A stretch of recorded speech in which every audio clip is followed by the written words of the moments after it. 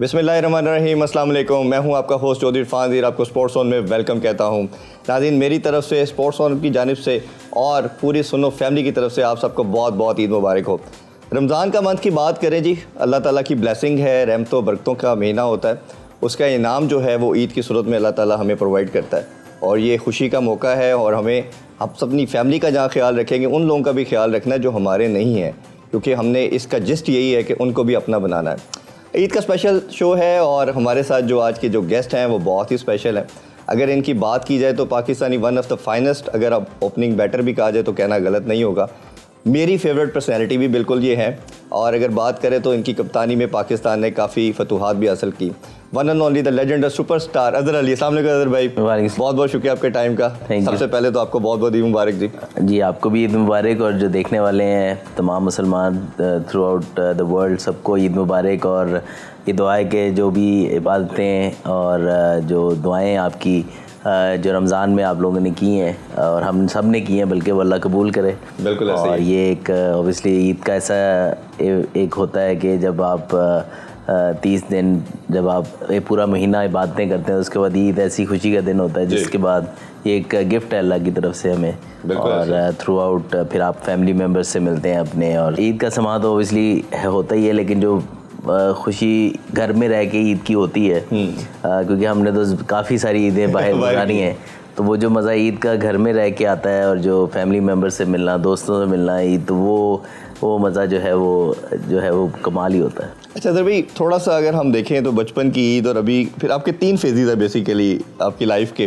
पहला फेज़ बचपन का था, वो ईदें डिफरेंट थी। फिर आप क्रिकेटिंग एक लाइफ आपका 12-13 साल का जो स्पैन था, उसमें ओबियसली जिस तरह आपने कहा वो आपका अपने क्रिकेट फ्रेटर्निटी प्लेयर्स के साथ गुजरा, फैमिली से दूर गुजरा, और अब जो है दोबारा आप रिटायरमेंट के बाद मोस्टली आप फैमिली के साथ होते। तो किस तरह ओवरऑल तीनों ईद के कंपैरिजन करते हैं? देखिए, ईद जब आप बचपन में ईद, उसका तो कंपैरिजन कभी भी नहीं हो सकता। वो जो ईद इकट्ठी करना और वो सारा एक्साइटमेंट जो होती है, वो तो ईद तो बचपन की है बेसिकली। लेकिन ऑब्वियसली जब आप बड़े हो जाते हैं फैमिली से, जैसे आपने दूसरा फेज़ कहा जो क्रिकेट में रहा, आउट ऑफ कंट्री कई दफ़ा ईद गुजारनी पड़ती है, बल्कि रमज़ान भी कई बाहर गुजरे, तो वो चीज़ बहुत मिस करते थे कि यार के घर के अंदर जो रमज़ान का मज़ा है वो कहीं भी, चाहे 5 स्टार 7 स्टार होटल में भी आप चले जाएं, वो घर की सहरी, वो घर की इफ्तारी जो है वो आप मिस करते हैं। और वो कंफर्ट जो है वो, और जो माहौल बना होता है आपका, अपने एक हर बंदे ने रोज़ा रखा होता है। आप आउट ऑफ कंट्री होते हैं, से इंग्लैंड में, ऑस्ट्रेलिया में, तो वो आपको माहौल रमज़ान का मिलता नहीं है उस तरीके से। तो आई थिंक जो मज़ा घर के अंदर आया रमज़ान का, बड़े अरसे बाद मैंने पूरा रमज़ान, क्योंकि काउंटी खेल रहा था तो इंग्लैंड में बड़ा टाइम गुजरा, तो वो रमज़ान भी मेरा जो है वो काफ़ी बाहर गुजरता रहा है। तो बड़ा खुशी थी कि पूरा रमज़ान इस दफ़ा घर में गुजरा। तो वही बात है कि जिस तरह जिसको कहते हैं ना कि वो जो राहत मिलती है ना ईद की और रमज़ान की, जो घर में अपने शहर में, वो जो है वो ज़रूर मिस करते हैं हमेशा बाहर। और वो अभी आके दोबारा से इंशाल्लाह उम्मीद है अब रिटायरमेंट के बाद जो है उसको दोबारा जिएंगे, उस लाइफ को, घर में ज़्यादा से ज़्यादा टाइम गुजरेगा। बच्चों के लिए बहुत ज़्यादा इंपॉर्टेंट होता है कि ये वैल्यूज़ हैं हमारी, जो रमज़ान इकट्ठे गुजारना, फिर ईदें इकट्ठे गुजारना, फिर आप सारे जिस तरह कहते हैं ना टीवी भी लगाते हैं तो रमज़ान का माहौल है। तो आई थिंक वो चीज़ बड़ी काउंट करती है, और एज ए फैमिली जब आप उसको लिव करते हैं। अच्छा अज़हर भाई, खाने में क्या पसंद है? ईद पे क्या चीज़ आप बड़े शौक से खाते हैं और ख़ास भाभी से फरमाइश करते हैं? एक तो सुबह सुबह आप ज़ाहिर बात है मीठा, ईद की नमाज से पहले आने के फ़ौरन बाद भी हम मीठा खाते हैं। वो सवैयाँ हों तो मेरी वालदा मरहुमा अल्लाह जन्नत नसीब करे, वो खीर बहुत अच्छी बनाती थी। और मीठा हमारे घर में हमेशा से अच्छा बना है। लेकिन ये है कि अब थोड़ा सा, क्योंकि डाइट का हमारा रहता है, तो हम थोड़ा सा चखते हैं। लेकिन खीर और जो जिसको कहते हैं ना सेवियाँ, वो बहुत यूजुअली एक ट्रेडिशन है ईद वाले दिन। उसके बाद नॉर्मल नाश्ता, फिर खाने में ऑब्वियसली जो आ जाए सामने।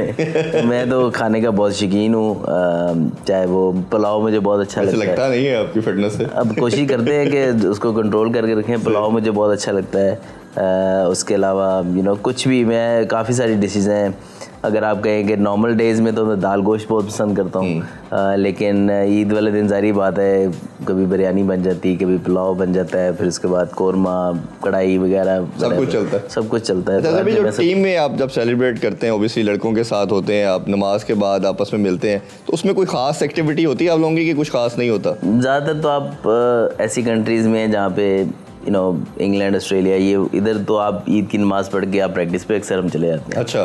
तो कभी मैच भी होता है अक्सर।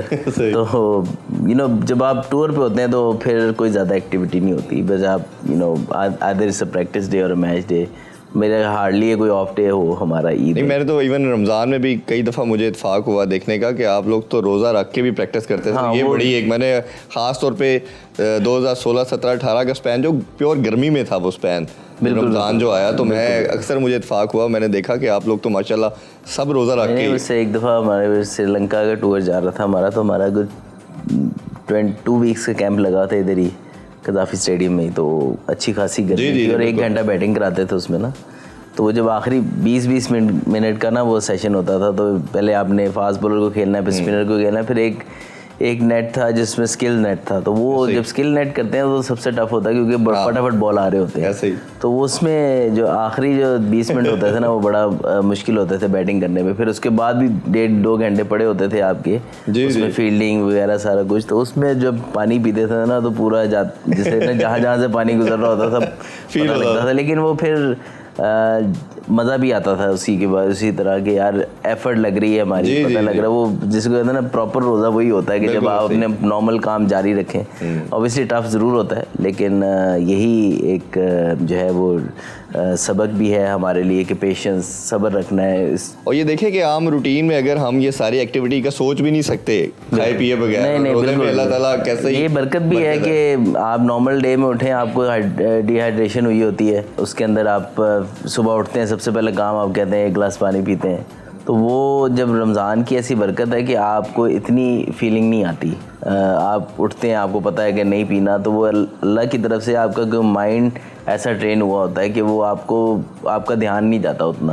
अब जैसे देख ईद आ गई है, जैसे नॉर्मल डेज हो गया, आपने देखना कि भूख भी फ़ौरन लग जानी है ऐसे ही, और प्यास भी फ़ौरन लग जानी है, और आपसे रहा भी नहीं जाना, कि पानी थोड़ी आगे पीछे हो जाए तो आपको गुस्सा चढ़ना शुरू हो जाए। लेकिन जब रमज़ान है तो आप नॉर्मल आपको नहीं भी मिल रहा हो, आपका अल्लाह सब्र देता है और आपको जैसे ये बरकत है। ये कोई अगर आप किसी ऐसे आम इंसान से पूछें जो रोज़े नॉन मुस्लिम है, जो रोज़े नहीं रखते हैं, और उनके लिए बहुत सरप्राइजिंग लगता है, लेकिन हम नॉर्मली आराम से कर रहे होते हैं क्योंकि हम बचपन से ट्रेंड है इसके लिए, और इसकी बरकत एक अल्लाह की तरफ से वैसे ही बढ़ जाती है। बिल्कुल ऐसा ही। अगर भाई क्रिकेट की बात तो ओबियसली आपसे होगी, ईद का मौका तो है, बट हम ज़रूर ऐसी बातें जो सब जानना चाहते हैं ज़रूर करेंगे। सबसे पहले हम चेयरमैन पीसीबी के हवाले से आपसे बात करते हैं। मेरा मानना ये जो कंट्री की टर्बुलेंस है, जो सिचुएशन है, यही आपकी पेनिट्रेट करके आपके रिफ्लेक्ट करती है स्पोर्ट्स के अंदर भी। आपके कंट्री के अगर आप किसी भी कंट्री के हालात देखेंगे, जिसके अच्छे हैं उसकी स्पोर्ट्स भी फ्लरिश कर रही है। कंट्री के हालात अगर बुरे हैं, कोई टर्बुलेंस चल रही है, तो वो आपके स्पोर्ट्स को भी रिफ्लेक्ट करेगी। जैसे 90 की एरा में हम बहुत राज कर रहे थे, अब जो प्रॉब्लम नज़र आ रहा है, सारी स्पोर्ट्स ऑब्सोलीट होगी, सिर्फ एक वाइल्ड स्पोर्ट क्रिकेट बची है हमारे पास। बट अनफॉर्चुनेटली उसका भी जो रास्ता अब अडॉप्ट किया जा रहा है वो भी लग रहा है कहीं ना कहीं गलत है। 1.5-2 साल के टेन्योर में 4-5 हमारे चेयरमैन जो हैं वो चेंज हो गए, किसी को स्टेबिलिटी नहीं मिलती, जो आता है वो अपनी रूल एंड रेगुलेशन लेके आता है। जब स्टेबिलिटी नहीं होगी ये कितना हार्मफुल है। और अभी ख़ास तौर पे जिस तरह हम देख रहे हैं कि ज़का अशरफ साहब आए और उन्होंने कहा जी तुम्हारे से पहले जो मीटिंग करके गया था सेठी साहब, उसका ये नतीजा निकला कि हाइब्रिड मॉडल पे एशिया कप खेलना पड़ा, और उसका हालात हमने हमारे सामने है। फिर वर्ल्ड कप में प्रॉब्लम जो है बाबर को हटाना, दूसरा कप्तानी पे मैं सेपरेट पूछूंगा। अब जो है वो आपके चेयरमैन पीसीबी मोहसिन नकवी साहब हैं। क्या आपको लगता है कि वो जैसे सेनेटर भी हैं अब और ज़ीर दाखिला भी हैं, ये इतना बड़ा एक काम है क्रिकेट बोर्ड को चलाना, क्या इसका सलूशन क्या देखते हैं, और क्या आपको लगता है कि 3 साल का रन होना चाहिए? देखिए कंटिन्यूटी बहुत ज़्यादा ज़रूरी है।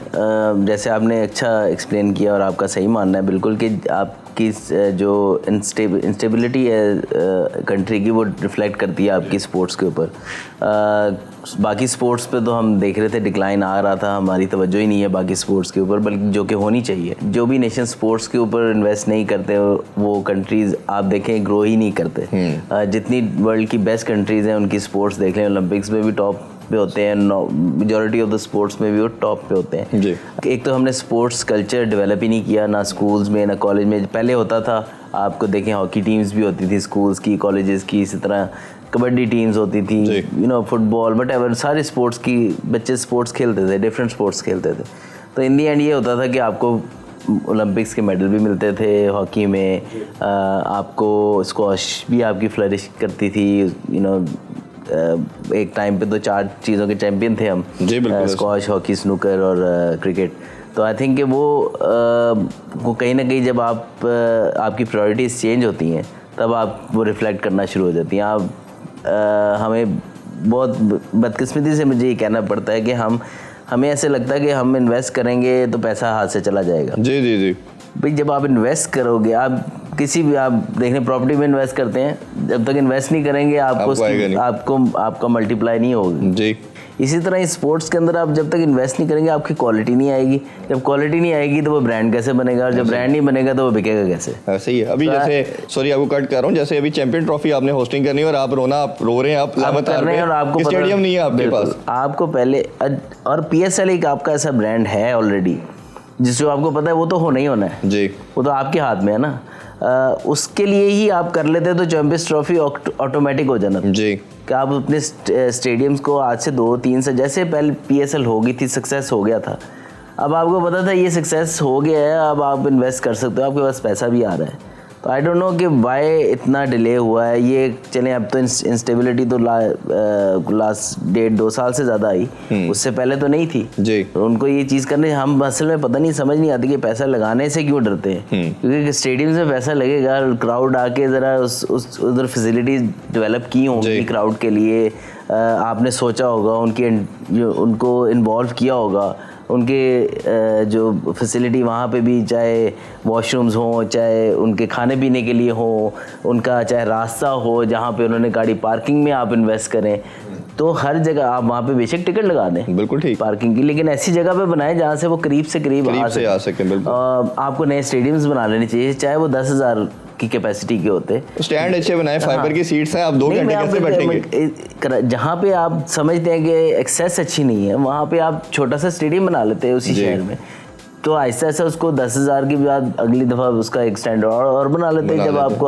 और इनकम होती है। लेकिन एटलीस्ट जैसे कराची है, सब लोग ये कहते हैं कि यार हमें मुश्किल होती है वहाँ आने में, तो आप उसके लिए एक सेपरेट बना सकते थे, आप उसको आउटसोर्स कर सकते थे, वटएवर, कुछ बड़ी चीज़ें हो सकती हैं, लेकिन नहीं सोचा गया, जिसकी वजह से सफ़र किया है कहीं ना कहीं PSL के ब्रांड ने। इसी तरह अगर आपने वो कर लिया होता तो चैंपियंस ट्रॉफी आपकी आई खड़ी, आपको मसला ही नहीं होना। तो आई थिंक कि हम बहुत लेट कर देते हैं चीज़ों को इसलिए करते हुए कि यार इसमें पैसा लग जाएगा, पता नहीं क्या होगा। इसी तरह ग्रास रूट में किसी भी स्पोर्ट्स के हो, क्रिकेट में जब तक पैसा नहीं लगेगा ग्रास रूट लेवल पे, आपकी क्वालिटी कंटिन्यूसली ऊपर नहीं आएगी। आप एक स्ट्रक्चर बनाते हैं, फिर आपने जब, मैं सवाल पे वापस आता हूँ कि आप कह रहे थे कि जो नया चेयरमैन आता है, नया सब कुछ सेटअप लेके आता है, बाकी जो ऐसी कंट्रीज़ हैं जो ऑलरेडी तरक्की याफ्ता क्रिकेटिंग कंट्रीज जिसको कहेंगे, उनमें ऐसा नहीं होता, चेयरमैन चेंज होता है, उनका सेटअप वही रहता है, बिल्कुल ऐसे ही उनका, मैं ये नहीं कह रहा बंदे चेंज नहीं होते, लेकिन गोल एक ही रहता है, उनका एम विजन वही रहता है जी। ये नहीं होता कि अब एक चेयरमैन आया तो आप दूसरी तरफ चलना शुरू हो गए, फिर दूसरा है चेंज हो गया तो फिर उस रिवर्स गियर मार दिया। आपकी लाइन ऑफ डायरेक्शन एक ही होनी चाहिए, आपके काम करने का अंदाज टुवर्ड्स क्रिकेट सेम होना चाहिए। बंदे चेंज होते हैं कोई मसला नहीं, लेकिन आप एक इन, अब होता ये क्या है कि जो अच्छा काम भी हो रहा होता है वो भी रुक जाता है और एक डिफरेंट काम शुरू हो जाता है। ऐसे ही ठीक है, आप जहाँ जहाँ कहीं गलती होती है वहाँ पे आप उसको रेक्टिफाई करें, लेकिन एक सिस्टम बना दें, फॉर लाइफ बना दें कि यार चेयरमैन जो मर्जी आए, लेकिन एक स्ट्रक्चर ऐसा ही रहेगा। ठीक है, कप्तान चेंज होता है, एक ऊपर वाले डिसीजन थोड़े से हों, लेकिन एक आपका गेम प्लान तो सेम होता है ना। बिल्कुल, आप ये तो नहीं कर सकते कि यार एक क्रिकेट को आप डिफरेंट तरीके से खेलेंगे। क्रिकेट तो आपने उसी तरह खेलनी है, डोमेस्टिक स्ट्रक्चर आपका अच्छा हो जाएगा एक दफ़ा तो वो प्रोडक्ट आपको डेवलप करके देगा। जो आपके ग्रास रूट लेवल की क्रिकेट है, school college cricket, club cricket, ये आप अगर सही लाइन पे ले आएंगे तो आपको कंटिन्यूसली स्कूल क्रिकेट तो अनफॉर्चुनेटली हमारी डेवलप हो जाएगा। बच्चों के कोठियों में अब स्कूल बन गए हैं, तो स्कूल क्रिकेट तो खत्म होगी, ग्रास रूट लेवल तो बहुत मुश्किल हो गया। अच्छा, इसमें एक और डिबेट भी होती है, और हमने रमीज़ भाई के साथ भी 2-3 मंथ से काम इकट्ठे कर रहे हैं, तो उनका बड़ा स्ट्रेट फॉरवर्ड क्लियर स्टांस है कि जो क्रिकेटिंग अफेयर्स हैं वो सब क्रिकेटर को डील करने चाहिए, इवन चेयरमैन पीसीबी भी क्रिकेटर होना चाहिए। आपके ओपिनियन क्या है कि एडमिनिस्ट्रेशन तगड़ा जिसकी वो हो सकता है? क्योंकि मोस्टली हमने देखा कि हमारे जितने भी चेयरमैन रहे 95% हम यही देख रहे हैं, 3 सिर्फ क्रिकेटर थे जो चेयरमैन पीसीबी थे, बाकी सब तो आपको लगता है कि एडमिनिस्ट्रेशन में स्ट्रॉन्ग बंदे उठा के लगाए गए। तो आपका क्या लगता है कौन होना चाहिए? मेरे ख्याल है सबसे पहले इम्पोर्टेंट है कि जो बंदा है, मेरा एक पर्सनल व्यू है जो मैंने दुनिया में देखा है, जहाँ मैं देखा हूँ कि एक बंदा जो आगे गएगा ना कि मुझे ही सब कुछ आता है, वो कभी भी आपको फ़ायदा नहीं देगा। बिल्कुल ठीक। जब तक आप वो एज ए टीम काम करना नहीं चाहेगा, तब तक आपका जो इंस्टीट्यूट है वो ग्रो नहीं करेगा। आई फील कि मेजॉरिटी ऑफ टाइम के एक बंदे के ऊपर इन्हिसार होता है कि यार चेयरमैन अप्रूव करेगा तो ये होगा, चेयरमैन का काम है बंदे लगाना। देन ही हैज, अगर उसने उसकी विजन को ट्रस्ट किया है कि यार ये सीईओ है, ये डायरेक्टर ऑफ क्रिकेट है, ये एनसीए का डायरेक्टर है, ये चीफ सेलेक्टर, फिर उसके काम पे ट्रस्ट करें, उनको टाइम दें, और फिर उसके obviously it's a result oriented, result आप देखें, रिजल्ट नहीं प्रोड्यूस करते 2 साल बाद यू कैन चेंज, बट आप उसके विजन को अगर समझ रहे हैं कि वो ठीक है तो देन ट्रस्ट हिम। फिर वो ये नहीं है बेचारा वेट कर रहा है कि जी मैंने ये प्लान बनाया जी अप्रूव होगा कि नहीं होगा। वो आई फील कि कहीं ना कहीं आपको इसको एज ए टीम करना है। एडमिनिस्ट्रेटर आ जाए, अच्छा कोई मसला नहीं, लेकिन वो आके एक विजन किसी जैसे क्रिकेट के फेस डायरेक्टर ऑफ क्रिकेट होना चाहिए पाकिस्तान का, और वो क्रिकेट के फेस चलाए, लेकिन ये ना हो कि अगला डायरेक्टर ऑफ क्रिकेट आके वो सारे ही प्लान फारिग कर दे कि जी ये तो सारा गलत होता है, हम इस तरह से क्रिकेट खेलेंगे, ये डोमेस्टिक स्ट्रक्चर होगा। वो फिर आप कभी भी एक तरफ नहीं आएंगे। आप बेशक एक दफ़ा सारे स्टेक होल्डर्स को बिठा के डिसाइड करेंगे यार डोमेस्टिक का क्या स्ट्रक्चर है, आपके जो एनसी है वो कैसे चलेगा, अकेडमीज कैसे चलेंगे, रीजन्स कैसे चलेंगे, ये सारी चीज़ें हमें एक दफ़ा डिसाइड करनी है। अभी तक कुछ नहीं है। असल में मसला ये है कि जो आप बात कर रहे हैं, ये पावर्स को डेलीगेट भी तो करना है ना। असल में हर बंदा चाहता है पावर मेरा सुप्रीम हो तो मैं किसी को डेलीगेट ना करूं। पावर का एक और मसला भी है, और उस पर ज़रूर आपकी पूरा पाकिस्तान राय जानना चाहेगा, वो कप्तानी है। आप भी पाकिस्तान को एज ए कैप्टन टेस्ट में और ओडीआई में सर्व कर चुके हैं। कंटिन्यूटी की हमने जहाँ चेयरमैन की बात की, उधर कैप्टन को भी देना चाहिए। बाबर को, सरफराज को मेरा मानना ये हटाना गलत था। उस अच्छी परफॉर्मेंस दी, चैंपियन ट्रॉफी आपने जीती, 2 साल ओडीआई में रहे, चलें आपने बाबर पे ट्रस्ट किया, दिया 4 साल फेयर रन दिया, सब ने इसको एक्नॉलेज किया। एक तो हटाने का तरीका उनका भी गलत था, और कि ड्यूरिंग वर्ल्ड कप जिस तरह चैट लीक हो रही है और सारी बात हुई, फिर लॉबिंग की बात हुई, और ड्यूरिंग वर्ल्ड कप बात आना शुरू हो गई, बाबर को हटाया जा रहा है, और बाबर फिर पीछे हट जाते हैं, और गालबन मैसेज यही था कि आप हट दिया जाए। शाहीन को बनाया जाता है, एक सीरीज़ खेलते हैं वो बुरी जाती है, पीएसएल को हम सेपरेट कर देते हैं क्योंकि लीग को इंटरनेशनल से हम कभी रिलेट नहीं कर सकते। इसी शाहीन ने 2 दफ़ा अगर देखा जाए तो टाइटल भी जिताया था। अब शाहीन को भी हटा दिया गया, और फिर शाहीन के नाम से जब वो एक बयान भी सामने कहा जी मैंने दी नहीं है, फिर चेयरमैन साहब उनको मिल के आते हैं, और अभी न्यूजीलैंड के दौरे में उनको नहीं रखा जा रहा कि उनको रेस्ट दिया जा रहा है। ये क्रिकेट के लिए कितनी हार्मफुल है, और आपको जो मैसेज हमें लग रहा है बोर्ड की तरफ से या सिलेक्शन कमेटी की तरफ से कि प्लेयर पावर को ब्रेक किया जा सकता है, ये तरीका ठीक है, और ये कितना नुकसान दे सकती है क्रिकेट को? देखिए एट द मोमेंट जो अब हुआ है ना, इस डिसीजन के बारे में कोई भी अपनी राय रखते हैं, लेकिन सही है ये गलत वो अलग बात। मुझे जो सबसे ज़्यादा डर है ना, वो कि टीम में फूट ना पड़ जाए ज़्यादा, क्योंकि इस तरह की जब डिसीजन एकदम होता है ना कि एक सीरीज़ के बाद एक कप्तान को हटा दिया जाए, तो आई फील के अब जो मर्जी जितना मर्जी इच्छा इंसान हो, दिल में तो रहेगा ना कोई चीज़ कि यार ये चीज़ हुई। तो आई होप कि ऐसा ना हो। तो सबसे ज़्यादा इम्पोर्टेंट ये है कि टीम इकट्ठी रहे। मैं कभी भी कप्तान चेंज करने के ज़्यादा हक में इसलिए कहता हूँ कि वो हल नहीं होता मसलों का। तो वर्ल्ड कप के दौरान भी जब ये डिस्कशन शुरू हुई थी कि बाबर को हटा रहे हैं, तो मैंने उस टाइम भी कहा था कि ठीक है, बाबर की जहाँ जहाँ मिस्टेक्स हैं उसको बेहतर करें, क्योंकि नया कप्तान बनेगा वो भी कोई वेल ट्रेंड, या उसको कहते हैं ना कि उससे भी गलतियाँ होंगी। फिर आपने जो इतना इन्वेस्ट किया हुआ था बाबर के ऊपर कि जी ये पहले एक टाइम पे आपने बिल्कुल ये कह दिया कि हर मसले का हल बाबर आजम है, ऐसे ही है, और एक टाइम पे आगे आप उसको हटाने की तरफ चले जाते हैं। तो जब उससे जो इंसान है उससे मिस्टेक्स हो सकती हैं, उसको बेहतर करें। चेंज करने में कोई वो नहीं है दुनिया में। केन विलियमसन 10, 11, 12 साल कप्तानी कर गए, पता भी नहीं लगा। ईद का स्पेशल शो जारी है जी, अभी छोटा सा ब्रेक लेते हैं, stay with us. Welcome back in sports on. Eid के स्पेशल शो में अदर अली से गुफ्तगू कर रहे हैं। अच्छा, इसमें अदर भाई दो चीज़ें ओपिनियन, क्योंकि मेरी अक्सर क्रिकेटर से बात होती है और जितने बड़े हमारे एक्स क्रिकेटर हैं जो लेजेंड्स हैं वो एक बात करते हैं, इसमें थोड़ा सा डिफरेंस ऑफ ओपिनियन है। मोस्टली कहते हैं कि जी बॉर्न कैप्टन होता है और उसके अंदर कहीं ना कहीं खान साहब को हमेशा प्राइम एग्जांपल के तौर पे कोट किया जाता है, वसीम अकरम को करते हैं। कुछ कहते हैं जी लर्निंग होता है, इवन वसीम अकरम का खुद कहना ये है, उनसे मेरी बात हुई तो उन्होंने कहा जी ये ग्रेजुअली सीखी जाती है और ये इस तरह करने आप कोई बॉर्न नहीं होता, ये जितना करेंगे उतनी सीखने में आपको बेहतर से बेहतर होते जाएंगे। अब बाबर को भी फेयर रन जिस तरह मैंने कहा दिया गया, तो एक तो आपके मानने में कौन सा स्कूल ऑफ थॉट ठीक है और दूसरा बाबर को आप एज ए कैप्टन कैसे देख रहे हैं आप? देखिए, पहले तो हमें दो चीज़ों को डिफ्रेंशिएट करना पड़ेगा, लीडर और कप्तान। Yes, a very good leader may not be a very good captain. True, ठीक है, और very good captain may not be a very good leader. Leader होता है आप लीड बाय एग्जांपल। आप on end of the field कैसे रहते हैं, आप प्रेशर को कैसे हैंडल करते हैं, आप तोपे को रुख जब आपकी तरफ हो रहे हो आप डाइवर्ट करते हैं कि आने देते हैं। हाँ। So that is called leader. ठीक है, कप्तानी होती है कहीं ना जहाँ पे आपको डिसीजंस लेने हैं। यस, प्लेइंग 11 है, आपका टॉस पे डिसीजन है, पिच रीड करना है, फिर बॉलिंग चेंज, सिचुएशनल चीज़ें।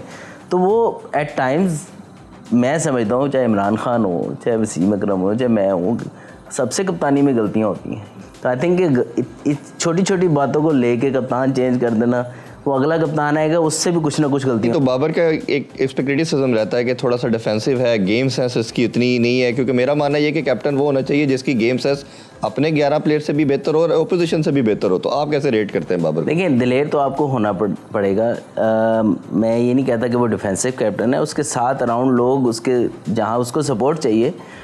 मेरा ख्याल है अब कप्तान ऐसा नहीं रहा कि जैसे इमरान खान के दौर में कहते थे ना कि उस टाइम पे कि जी वो कप्तान ही सारे डिसीजन करता था। अब वो दौर नहीं है, बिल्कुल ठीक है। अब वो दौर होना भी नहीं चाहिए, क्योंकि अब वो ख़त्म होगी भी ये चीज़। वो अब आपका हेड कोच है, उसकी जिम्मेदारी, इतनी हैवी सैलरी ले रहे होते हैं, ठीक है। उसके बाद आपका जो स्पोर्ट्स स्टाफ है वो भी सैलरी ले रहा होता है। उसके बाद कप्तान को खाली एक फॉर्मेट नहीं खेलना, अब ज़्यादा उसने T20 भी खेलना, वनडे भी खेलना, टेस्ट भी खेलना है, लीग्स भी खेलनी है, उसके बाद स्ट्रेस कम करना है जी। ठीक है, अगर वो जिम्मेदारी सारी ले लेता है ना, तो आई थिंक वो अपने साथ फेयर नहीं है इस वक्त, क्योंकि वो चाहता तो है वो सारे, लेकिन वो स्ट्रेस लेवल इतना बढ़ जाएगा उसके लिए कि उसको मैनेज करना मुश्किल है। अच्छा, आपने माशाल्लाह 2010 में कैरियर शुरू किया और काफ़ी कैप्टन के अंडर खेले। पहला प्रॉब्ली मैच अफरीदी थे, फिर सलमान भट्ट आए और फिर यूनुस खान भी थे, फिर उसके बाद मिसबा के साथ लंबा टाइम कप्तानी में खेले, एंड में फिर कैरियर में सरफराज भी रहे, फिर बाबर भी रहे। किस कैप्टन को आपको लगा कि यार इसकी गेम सेंस मुझे सबसे अच्छी लगी और आप जिसको अजहर अली को सबसे बेहतर यूटिलाइज़ किया जिसने? आई थिंक गेम सेंस मेरे ख्याल मिसबा भाई की सबसे ज़्यादा अच्छी थी, all in all formats. Sarfaraz T20 का बहुत ज़बरदस्त T20 वाइट बॉल क्रिकेट का उसको बहुत नॉलेज था। आई फील के वो बहुत एक कप्तानी के लिहाज से मैं बात कर रहा हूँ कि सरफराज को मैंने करीब से देखा है। और एक वही बात है कि थोड़ा सा जो भी वो डिसीजन करता था वो एट टाइम्स आपको फील होता था ये नहीं, लेकिन वो काम करता था। अगर भाई मेरा मानना ये है कि आप you people are chosen by God, एक अल्लाह की बहुत बड़ी ब्लेसिंग है कि आप 23-24 करोड़ की आवाम में से 11-12 लड़के जब टीम को रिप्रेजेंट करते तो बहुत बड़ा ऑनर है। और ये आप उसकी मिसाल ये है कि हम जिस तरह जो प्यार आप क्रिकेटर्स को मिलता है शायद पाकिस्तान में किसी और पर्सनैलिटी को नहीं मिलता। अपने जब कैरियर को देखते हैं, मैं पहले टेस्ट के हवाले से अगर बात करना चाहूँगा, हमें लगता था और काफ़ी प्लेयर्स का लगता था कि ये एक ऐसा प्लेयर है जो पाकिस्तान के highest run getter Younis Khan के बाद अगर कोई बना सकता है तो वो अजहर अली है। तो आपने अपने 12 साल के स्पैन को लंबा क्यों नहीं किया? और माशाल्लाह आप फिट भी थे, ठीक आपकी 1-2 सीरीज़ ऑन अ सीक्वेंस आप कह सकते हैं कि उसनी अच्छी नहीं गई जिस तरह होनी चाहिए थी। ये रीज़न थी, क्या फैक्टर था कि आपने रिटायरमेंट ले ली? देखिए, टू बी ऑनेस्ट जो फेयर बात यह है कि जो मेरे लास्ट 4 साल हैं कैरियर के वो उतने कंसिस्टेंट नहीं रहे जितने मेरे पहले 8 साल जिसको कहेंगे ऑन एक उसमें ये था कि मुझे नी इंजरी भी हुई थी। दूसरा ये था कि जब टेस्ट क्रिकेट आपकी एज बढ़ती जाती है और टेस्ट क्रिकेट कम होती जाए ना, तो और आपको थोड़ा सा इशू हो इंजरी का, तो थोड़ा आपको जब कंसिस्टेंटली गेम्स नहीं मिल रहे होते तो आपकी फॉर्म ऑन ऑफ होती है। तो उससे काफ़ी स्ट्रगल किया, स्पेशली जिसकी वजह से आई फेल्ट के शायद वो मैं कर सकता था, लेकिन मुझे उसके लिए ज़ाहिर बात है 120-25 टेस्ट मैच खेलने थे, लेकिन उतना मैं फिट नहीं समझता था कि मैं आगे इतनी मेहनत मैं कर सकता हूँ कि मैं उस टाइम तक अपने आप को पाकिस्तान का लेवल का फिट रख सकूँ। तो आई फेल्ट के एक टारगेट मेरे करीब था, वो 100 टेस्ट का था। तो आई फेल्ट के यार मुझे यहाँ रख के नए प्लेयर को चांस देना चाहिए, क्योंकि आप एक स्टैंडर्ड की फ़िटनेस जब मेंटेन करते हैं, आप जब ग्राउंड में फील करना शुरू हो जाए ना कि यार मैं हॉट स्पॉट से अब छुप रहा हूँ ज़्यादा, ठीक है, और उसके बाद आपको फील आए कि यार मैं वो फील्डिंग में या कहीं ना कहीं मैं उस तरह जान नहीं मार सकता जी। तो मुझे जो है ना एट राइट टाइम छोड़ना चाहिए क्रिकेट को कि, और मेरा अगर 100 टेस्ट करीब ना होते तो मैं 90 और टेस्ट मैच के टाइम पे ही मैं छोड़ देता। अगर भी आपके पहले टेस्ट की अगर बात करें तो आप पाकिस्तान के you are the only player जिसने 100, 200 और 300 किया, तो कौन सी ऐसी अपनी इनिंग्स या आपको सीरीज़ जिसको रिकॉल करते चेरिश करते हैं कि यार वो जो सीरीज़ थी या मैच था, टेस्ट में पहले मैं बात कर रहा हूँ, वो आपको हमेशा आपको रिजुबिलेट करती है? देखिए आइडियल सीरीज़ जिसको कहें, टेस्ट सीरीज़ जो मेरी गुजरी वो ऑस्ट्रेलिया का टूर था, जिसमें मैं पाकिस्तान का वो प्लेयर बना जिसने एक सीरीज़ में सबसे ज़्यादा रन बनाए ऑस्ट्रेलिया में जाके। 411 के अराउंड रन थे मेरे 3 टेस्ट मैचेस में, उसमें डबल सेंचुरी भी पहला पाकिस्तानी बना कि डबल सेंचुरी ऑस्ट्रेलिया में करूँ जाके। वो सीरीज़ एक आइडियल सीरीज़ गुजरी। बेस्ट इनिंग मैं समझता हूँ 141 नॉट आउट एट साउथहैम्पटन, वो उसी सीरीज़ में जब कप्तानी का बहुत ज़्यादा प्रेशर था। जी। तो वो हारने के बाद तो सारे तोपों के रुख मेरी तरफ, फिर मेरे से रन्स भी पहले 2 मैचों में नहीं हुए। तो वो उस टाइम पे टेक्निकली भी मुझे चैलेंजेस आ रहे थे, लेग बिफोर के ऊपर वो मुझे टारगेट कर रहे थे, और उसके साथ साथ फिर आपको मेंटली जो कप्तानी का चैलेंज है कि आप सारी क्रिटिसिज्म आप पे हो रहा है। तो वो आई थिंक के दोनों चैलेंजेस को देखते हुए वो मेरी बेस्ट इनिंग थी। फिर ड्यूक बॉल के अगेंस्ट कभी भी आप सेंचुरी करें तो अगेंस्ट असाइड उस है जेम्स एंडरसन, आर्चर, वोक्स और ब्रॉड, ये 4 उनके टॉप के प्लेयर थे, वो खेल रहे हैं और आप मैच भी सेव कर जाएं और सेंचुरी भी करें।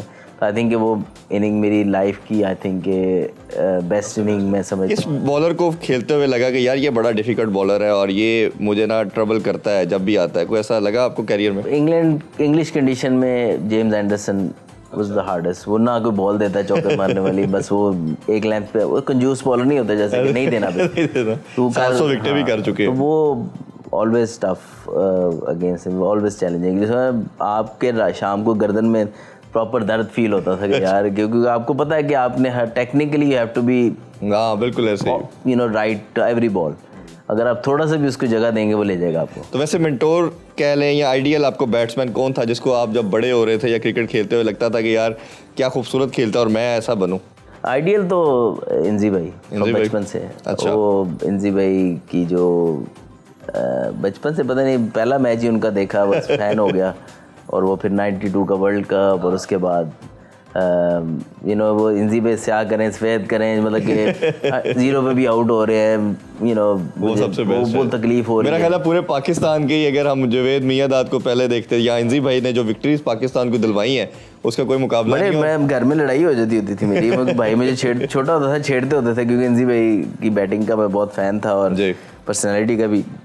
तो कभी उन्होंने ये कहना, कभी वो कहना, मुझे वो जो है थोड़ा सा मुझे तीली लगाते होते थे मुझे, और मैं वो भड़क पड़ता होता था अक्सर। अभी तो अभी उनके हमने कुछ अर्सा पहले उनके घर में क्रिकेट खेली, तो अभी वो शॉट के अंदर जो पावर हमने देखी ना, वो पुश करते हैं, टाइम उनके पास था ना, वही अभी भी जब आराम से वो खेल जाते हैं, तो वो फेल्ट के यार वो वाज अ डिफरेंट प्लेयर। अच्छा सर, भी एक कैरियर के अंदर मेरा ख्याल है हर प्लेयर की ना कैरियर में एक वर्ल्ड कप की बात कर लें या चैंपियन ट्रॉफी कर लें, ये बहुत एक इम्पोर्टेंट इवेंट है जो आप हर प्लेयर चाहता है कि मेरे कैरियर में कहीं ना कहीं ये मुझे मिले। वर्ल्ड कप तो नहीं मिल सका, बट चैंपियन ट्रॉफी एक आपके कैरियर का पार्ट बनती है। अगर हम फाइनल की भी बात करें, जर्नी तो ओबियसली आप थोड़ा अगर वो भी शेयर करना चाहें तो ज़रूर करिए। शुरू में हारना और फिर एक मोमेंटम टीम का पकड़ना और आपका खेलना, और फाइनल का मेरा जहाँ हम फ़खर की बात करते हैं, मैं उसको पर्सनली इस तरह देखता हूँ, फ़खर बहुत स्ट्रगल कर रहा था, आउट भी हुआ शुरू में, मोमेंटम आपने शुरू में प्रोवाइड किया टीम को, जो एक स्टार्ट दिया, बहुत शानदार इनिंग्स। अनफॉर्चुनेटली इवन आपने सेक्रीफाइस किया अपनी विकेट को, रन आउट जो हुए।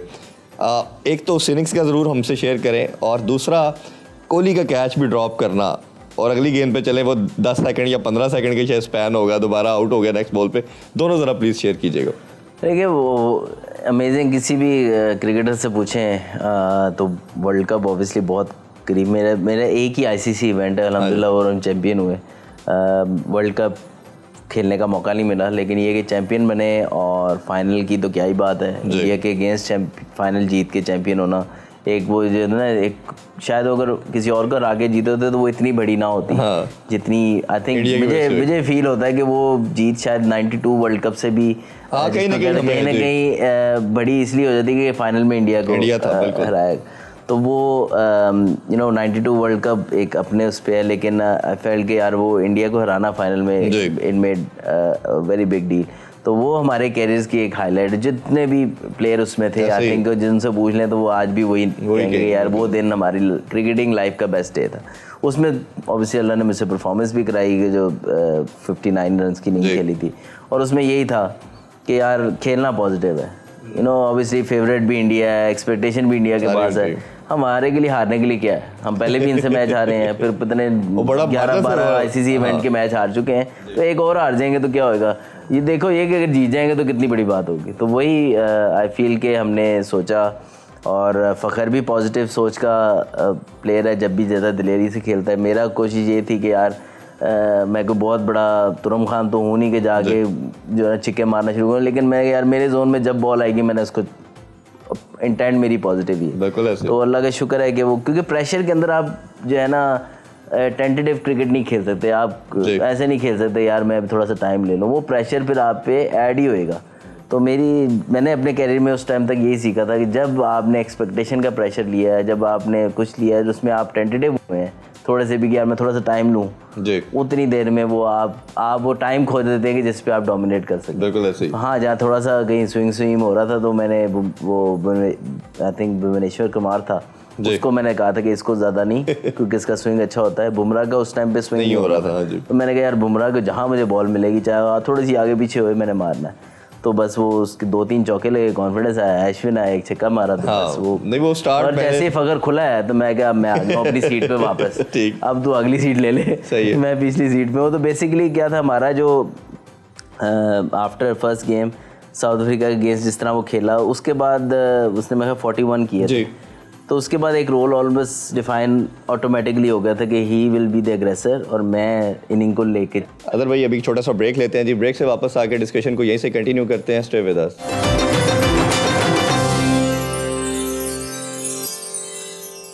Once again welcome back sports on. Azhar Ali से कुछ मजीद क्वेश्चन करते हैं। एक टीम मीटिंग हुई थी जिसमें सीनियर ने बात की, सब ने बात की, पहला मैच इंडिया से हारने के बाद उसने सुना कि सबको एक अजीब तरह का मोटिवेट किया, और उसके वाले से अगर भी कुछ शेयर करें। बेसिकली हमने ये डिस्कशन की थी कि जहाँ जहाँ हमारे फ्लॉज आ रहे थे हमने ऑनेस्ट डिस्कशन की थी कि यार हमें टीम के लिए खेलना है, जो पर्सनल माइलस्टोन्स हैं वो एट टाइम्स आपको तो फ़ायदा देंगे, टीम के लिए फ़ायदा नहीं होगा। तो वहाँ से हम सेमीफाइनल में आए, इंग्लैंड को हराया जो फेवरेट थी। तो उसके बाद फिर तो फाइनल में जाने के लिए मेरी जिस प्लेयर से भी बात होती, मैं क्या सोच रहा ही नहीं जीतना है हमने, वो इसलिए जीतना है कि अल्लाह ने हमें यहाँ तक पहुँचाया क्यों है, तो इसीलिए पहुँचाया है कि हमने ये जीतना है।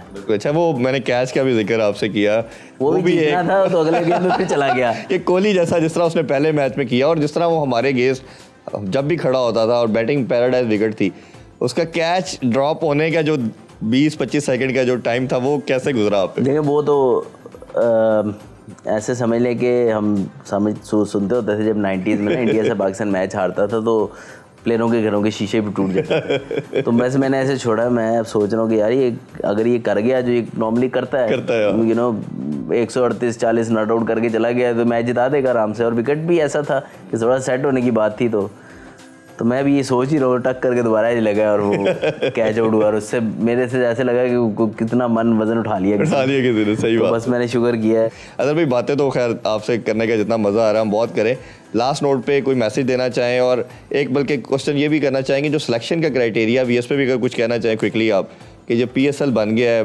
डोमेस्टिक को वैल्यू नहीं करते, हम अभी जो लड़कियों ने रिटायरमेंट भी ली, अभी इमाद भी वापस आ चुके हैं, आमिर भी आ चुके हैं, हम इनका जाना भी गलत था, मेरा मानना ये है, इनकी क्रिकेट बाकी थी, अब आने की भी समझ नहीं आई, ये कैसे देखते हैं और ये सिलेक्शन को क्राइटेरिया को क्या होना चाहिए? देखिए सिलेक्शन आई फील के जो आइडियल सिनेरियो यही है कि आप पीएसएल में भी वही प्लेयर खेलें जी, जो डोमेस्टिक क्रिकेट खेल रहे हैं, जो डोमेस्टिक क्रिकेट को वैल्यू कर रहे हैं। ये नहीं हो कि और उसमें कहीं ना कहीं फर्स्ट क्लास क्रिकेट को स्पेशली जो करंट टेस्ट फॉर्मेट भी खेल रहे हैं ये और जो इवन T20 के अंदर भी हैं, तो फर्स्ट क्लास के भी कुछ अमाउंट ऑफ मैचेस उनको खेलने चाहिए अनलेस के दे आर ऑन टूर। तो आई थिंक कि वो क्राइटेरिया जब तक आप नहीं बनाएंगे, एक तो आप जो क्रिकेट है फर्स्ट क्लास की, आप कहीं ना कहीं आपको एडवांटेज देती है हर फॉर्मेट में जी। कहीं आप आउट ऑफ फॉर्म है, आप जब ज़्यादा बॉलिंग करेंगे या बैटिंग करेंगे आपकी फॉर्म वापस आएगी।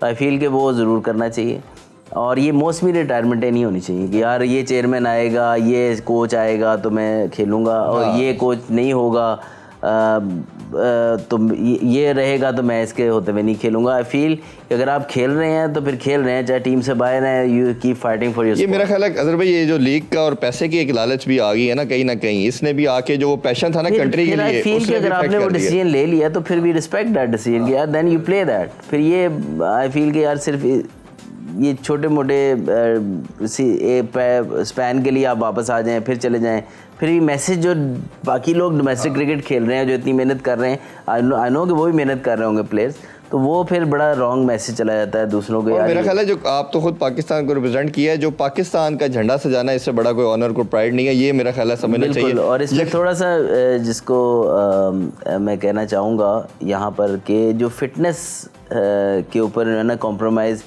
इतना नहीं होना चाहिए कि एक नॉर्म सामने नज़र आ रहा हो कि यार ये प्लेयर उस तरह फिट नहीं है या वो कॉम्प्रोमाइज़ हो रही है। जी। आई फील कि अगर किसी प्लेयर ने वापस आना है तो वो स्टैंडर्ड को at least certain amount of standard को मीट करे, फिर ये यूर वेलकम। बिल्कुल। और फिर ये नहीं होना चाहिए कि यार ये स्पैन के लिए मैं वापस आ रहा हूँ बस फिर मैं वापस उसी जोन में चला जाऊँगा। आई फील कि थोड़ा सा कहीं ना कहीं हमें लाइनें खींचनी चाहिए तो आप रिस्पेक्ट देंगे डोमेस्टिक के प्लेयर्स को। बेसिकली बेशक वो प्लेयर आगे खेलेगा नहीं कि उसको पता होगा यार जो खेल रहा है वो सारे सिस्टम से गुजर के जाके खेल रहा है। अदर भाई बड़ा मज़ा आया आपसे बात करने का, और लास्ट नोट पे आपके लाखों बच्चे चाहने वाले हैं, फैंस हैं, उनके लिए कोई मैसेज देना चाहिए ईद के मौके पे तो ज़रूर दीजिए। नहीं देखिए बिल्कुल आप क्रिकेट वाइज में बात करूँगा, मेहनत कोई भी चीज़ मैं हमेशा ये कहता हूँ कि शॉर्टकट से नहीं आती, हमेशा मेहनत से आती है। और अपने ऊपर ट्रस्ट करें, जो अराउंड लोग हैं अल्लाह आपको लोग खुद दे देगा जो आपकी हेल्प करेंगे। आपने लोग नहीं ढूंढने, आपने सिर्फ मेहनत करनी है, आपने किसी को ब्लेम नहीं करना, ठीक है। और ये ना सोचें कि मुझे ये बंदा क्रिकेट खिलाएगा, ये क्लब क्रिकेट खिलाएगी या ये टीम में जाऊँगा तो वहाँ वो मुझे खिला देगा। खिलाने वाले अल्लाह ताला की ज़ात है। आप मेहनत करें, आप अपना बेस्ट बनने की कोशिश करें हमेशा। और जो होता है ना कि हमारे सिस्टम में यार मुझे फ़र्स्ट क्लास खिला दें, मुझे ये खिला दें, वो खिला दें, वो ऑटोमेटिक आप खेलेंगे जब आप उस जो स्टैंडर्ड के होंगे। कभी भी ये ना सोचें कि खेलना ज़रूरी है, खेल के परफॉर्म करना ज़रूरी है। तो जब आपको अपॉर्चुनिटी मिले तो मेक श्योर कि आप उसके लिए रेडी हों। अदर भाई बहुत शुक्रिया आपके टाइम का, थैंक यू सो मच। मेरा ख्याल है कि इससे खूबसूरत मैसेज हो नहीं सकता ईद के मौके पे, और इसी के साथ आपसे इजाज़त चाहते हैं इस मैसेज के साथ कि अपनी फैमिली का जब आप सेलिब्रेट करेंगे तो अपने इर्द गिर्द जो लोग हैं उनका भी ख्याल रखें, उनको भी अपनी खुशियों में शामिल करें। ईद के मौके पे आपसे इजाज़त चाहेंगे, जब अपना बहुत ख्याल रखें। अल्लाह हाफिज़। पाकिस्तान जिंदाबाद।